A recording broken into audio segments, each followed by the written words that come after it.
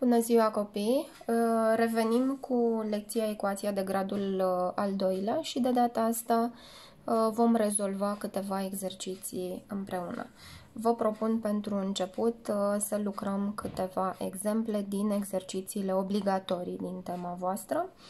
Vom începe cu exercițiul 4 de la pagina 53, punctul J. X la a doua plus 7x plus 10 egal cu 0. Avem varianta să rezolvăm cu acele formule pe care le-am învățat în lecția trecută sau, dacă vă dați seama mai ușor cum se mai descompune expresia x la a doua plus 7x plus 10, acele variante cu piciorușe, dacă mai țineți minte, o să constatați că metoda este mult mai rapidă. Ne amintim, căutăm două numere care înmulțite să ne dea 10 și adunate 7. Acestea sunt 2 și 5. Așadar, ecuația se va scrie x pătrat plus 2x plus 5x plus 10.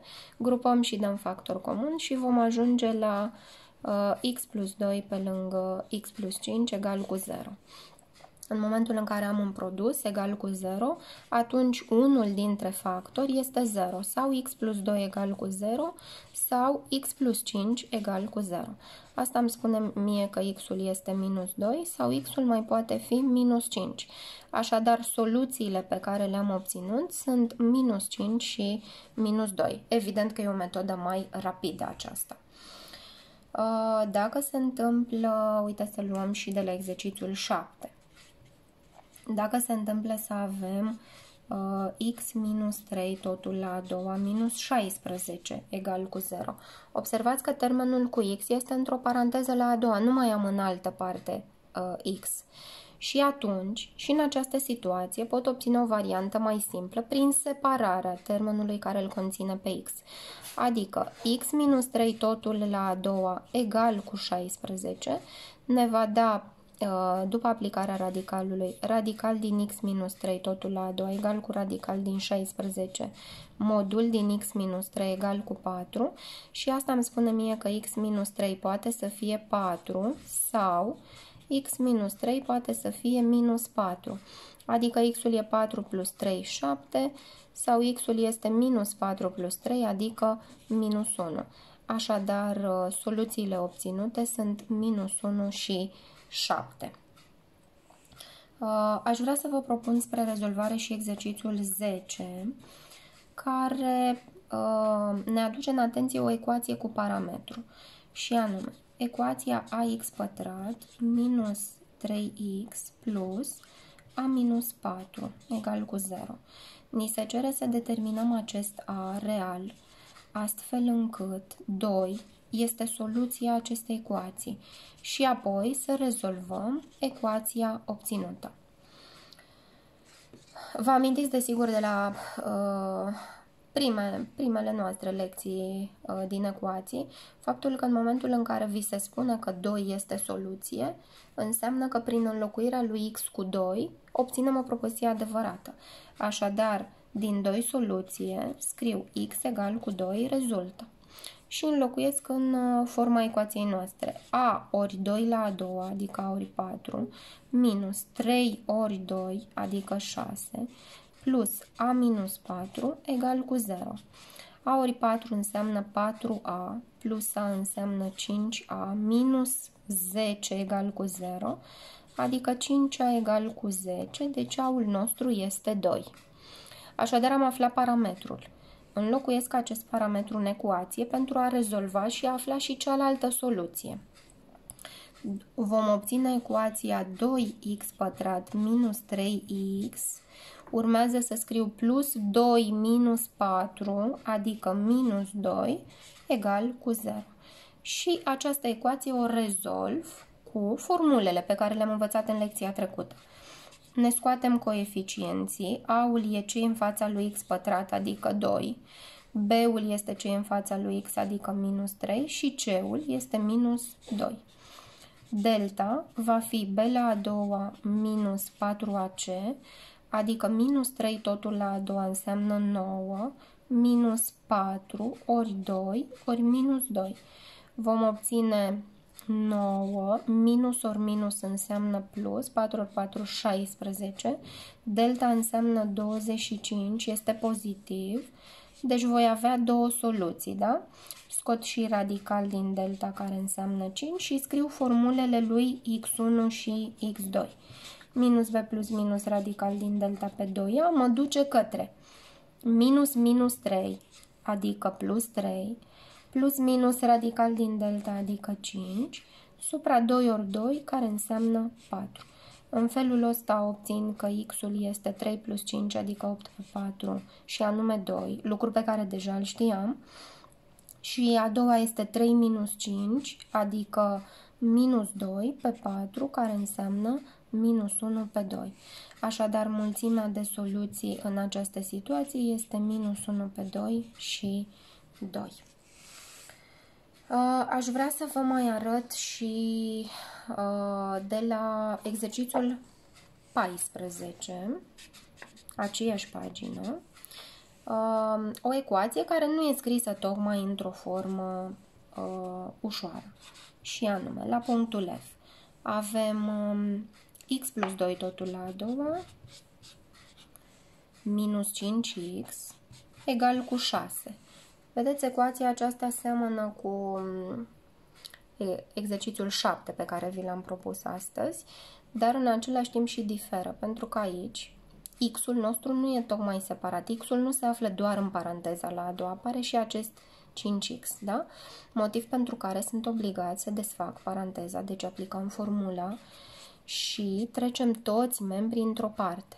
Vom avea x la a doua plus 4x plus 4 minus 5x minus 6 egal cu 0.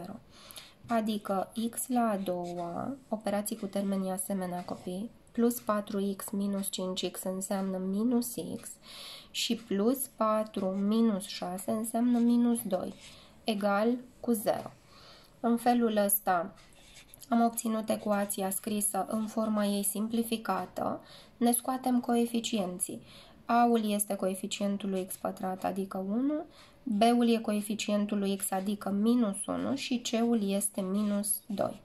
Calculăm delta, care înseamnă B la a doua minus 4AC, minus 1 totul la a doua înseamnă 1, minus 4 ori 1 ori minus 2 înseamnă plus 8, adică 9. E pozitiv. Radical din delta înseamnă 3, deci știu că va avea două soluții. x1, 2 înseamnă minus b plus minus radical din delta supra 2a, adică minus b înseamnă minus minus 1, 1, plus minus, radicalul meu este 3, 2 ori a înseamnă 2, așadar obțin soluțiile 1 plus 3, 4 pe 2 înseamnă 2, și 1 minus 3, minus 2 pe 2, minus 1. Așadar, mulțimea de soluții este formată din minus 1 și 2. Acestea au fost exerciții pe care vi le-am propus în tema obligatorie. În continuare, aș vrea să vă arăt și exerciții de la tema suplimentară. Și vom începe cu exercițiul 19 de la pagina 54. La punctul B avem o ecuație care are următoarea formă.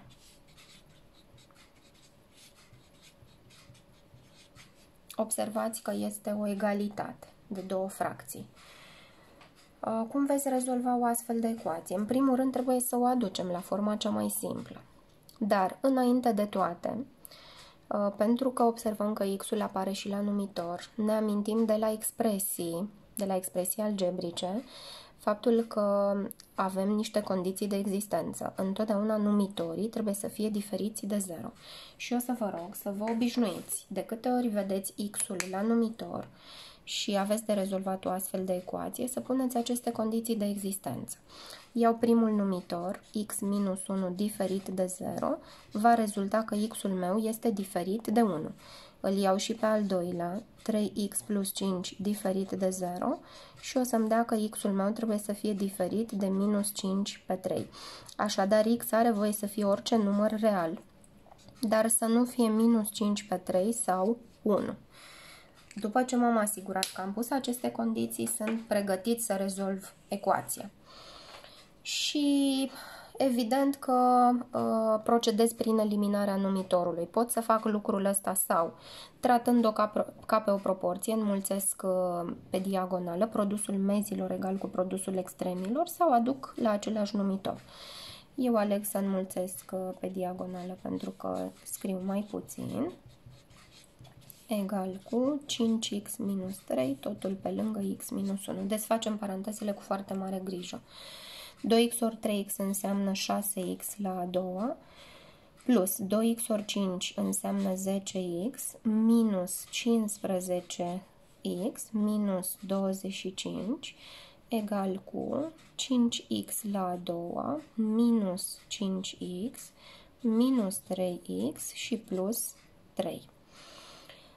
Trecem totul într-o parte. 6x la a doua plus 10x minus 5x înseamnă minus 5x minus 25, minus 5x la a doua, atenție aici obțin minus 8x și mutat dincolo va fi plus 8x, minus 3 egal cu 0. După ce facem operațiile cu termenii asemenea, voi obține ecuația simplă x la a doua plus 3x și minus 28 egal cu 0. Ecuație pe care o rezolv în ce metodă doresc, sau descompun sau identific. Eu aleg să identific coeficienții și să lucrez cu formule. A-ul e coeficientul lui x pătrat, adică 1, B-ul este 3 și C-ul este minus 28. Delta va fi B la a doua minus 4AC, adică 3 la a doua înseamnă 9, minus 4 ori 1 ori minus 28. Asta înseamnă că voi obține 9 plus și calculez 4 ori 28. 4 ori 8, 32, 2 și 3, 4 ori 2, 8 și cu 3, 11. Ei, delta al nostru, care e 9 plus 112, înseamnă 121. E mai mare ca 0, deci voi avea două soluții care depind de radical din delta, acesta fiind 11. x12 va fi minus b plus minus radical din delta supra 2a, adică minus 3 plus minus 11 supra 2. Asta înseamnă că voi obține 11 minus 3, adică 8 pe 2, care înseamnă 4, și minus 3 minus 11 înseamnă minus 14 pe 2, adică minus 7. Verific dacă sunt bune, dacă sunt îndeplinite condițiile mele de existență și constat că sunt, ceea ce înseamnă că mulțimea de soluție e formată din minus 7 și 4. Bun. Haideți să vedem și cum rezolvăm exercițiile de la pagina 55, de exemplu 22. Punctul E. Avem în cadrul acestui exercițiu ecuații cu parametru. Mi se spune că m-ul este diferit de 1, asta e o condiție pentru ca x la a doua să existe, da? Să fie ecuație de gradul 2, și mi se cere să arăt că pentru orice m, ecuația are rădăcini reale și distincte. Deci ecuația are rădăcini reale și distincte, oricare ar fi m număr real. Pentru asta voi calcula delta. Mi-amintesc cele trei situații. Ecuația mea are două rădăcini reale distincte dacă delta este strict pozitiv. Pentru asta îl calculez, da? Scot coeficienții, A-ul, B-ul și C-ul. Să fiți foarte atenți când ecuația este cu parametru. A-ul este ce în fața lui x pătrat, adică m minus 1. B-ul este ce în fața lui x, adică 2m minus 1, și C-ul este termenul liber ce e după x, în cazul ăsta m. Delta înseamnă B la a doua minus 4AC, adică 2m minus 1 totul la a doua, minus 4 ori m minus 1 ori m. Aplic formulele și fac operații cu termenii asemenea. Voi obține 4m pătrat minus 4m plus 1 minus 4m pătrat și minus 4m ori minus 1 plus 4m. Observați că 4m pătrat cu minus 4m se reduc, iar minus 4m cu plus 4m se reduc. Și am obținut că delta este 1. Păi dacă este 1, el este strict pozitiv. Prin urmare, ecuația are două soluții reale distincte. Nu mi se cere să și rezolv ecuația, deci am terminat exercițiul. Din aceeași gamă sunt și următoarele două exerciții. 23 la punctul D m-am gândit să-l abordăm împreună. Avem x la a doua minus 2mx plus m minus 1 totul la pătrat egal cu 0 și mi se cere de data asta să îl aflu pe m, astfel încât ecuația să aibă, deci are soluții reale. Și mă gândesc, în ce situație ecuația mea are soluții reale? Păi dacă și numai dacă delta e pozitiv, sau poate să fie și egal cu 0. Dacă este strict pozitiv, soluțiile sunt distincte. Dacă e egal cu 0, soluțiile sunt egale. Mie nu mi se precizează cum să fie soluțiile, doar reale. Prin urmare, are voie delta să fie și mai mare ca 0, dar și egal. Ne identificăm cei trei coeficienți, A-ul, B-ul și C-ul. În fața lui x pătrat este 1, în fața lui x este minus 2m, iar C-ul e tot ce e după x, în cazul ăsta m minus 1 totul la pătrat. Calculez delta, îmi va da b pătrat minus 4ac, adică minus 2m, totul la a doua, minus 4 ori 1, ori m minus 1 la pătrat. Și obținem că delta este 4m pătrat, minus 4 pe lângă m la a doua, minus 2m plus 1. Desfacem cu grijă paranteza, știind că minusul din față ne schimbă semnul din ea. Deci minus 4m pătrat plus 8m minus 4. Observați că termenul cu la a doua se reduce și am obținut doar 8m minus 4. Acum, mai țineți minte că cerința noastră era îndeplinită dacă delta este mai mare sau egal decât 0, iar delta al nostru este 8m minus 4. Așadar, acest 8m minus 4 trebuie să fie mai mare sau egal decât 0. Asta înseamnă că 8m e mai mare egal decât 4, adică m va fi mai mare egal decât 4 pe 8 sau 1 pe 2. Pentru că m este un număr real, înseamnă că el va aparține intervalului 1 pe 2, infinit. Pentru orice valoare din acest interval, soluția, de fapt ecuația noastră, va avea soluții numere reale. Iar la exercițiul 24 copii, o să facem și de aici un exemplu, și anume punctul D.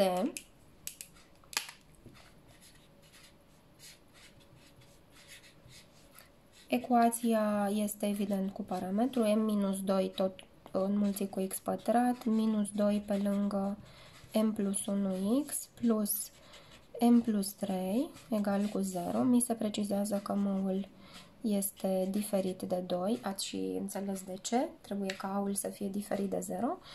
Mi se cere să-l determin pe acest m, astfel încât ecuația să aibă soluții reale și egale, adică x1 să fie egal cu x2 și să fie numere reale.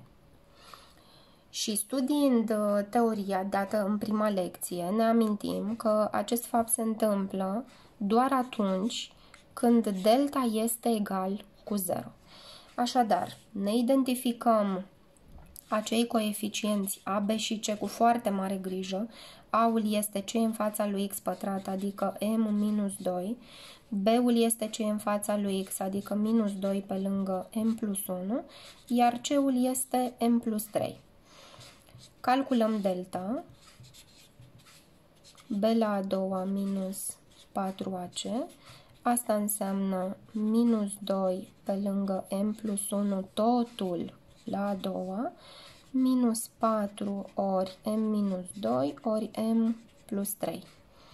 Și obținem minus 2 totul la a doua înseamnă 4, iar M plus 1 la a doua ne dă M pătrat plus 2M plus 1.